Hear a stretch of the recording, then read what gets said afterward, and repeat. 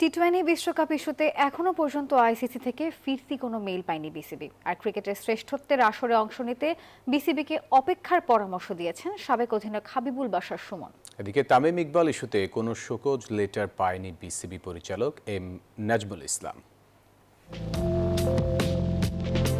দরজায় কড়া নাড়ছে টি-20 বিশ্বকাপ। অন্য দলগুলো এরই মধ্যে শুরু করেছে মাঠের পরিকল্পনা, আর বাংলাদেশ স্কোয়াড ঘোষণা করেও রয়েছে অনিশ্চয়তায়, যা শুরু মোস্তাফিজের আইপিএল থেকে বাদ পড়া দিয়ে।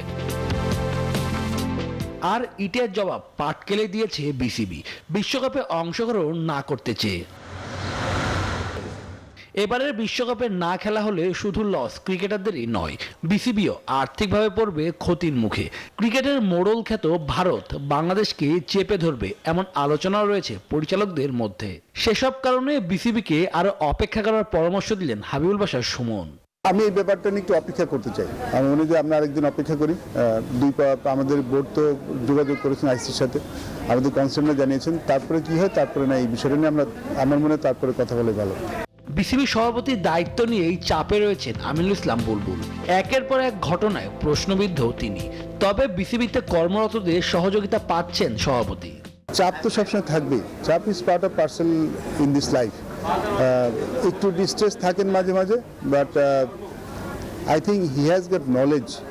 এই চাপটা কি হ্যান্ডেল করতে, সেই নলেজটা ওনার আছে। তামিম ইকবালকে ভারতের দালাল বলায় বিসিবি পরিচালক এম নাজমুল ইসলামকে শোকজের কথা জানিয়েছিলেন আমিনুল ইসলাম বুলবুল।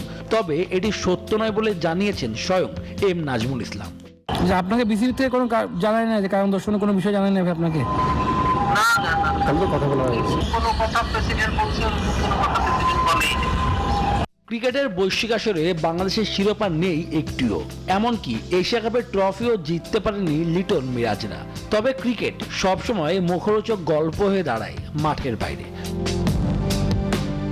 শুভদেবনাথ, নিউজ 24, ঢাকা।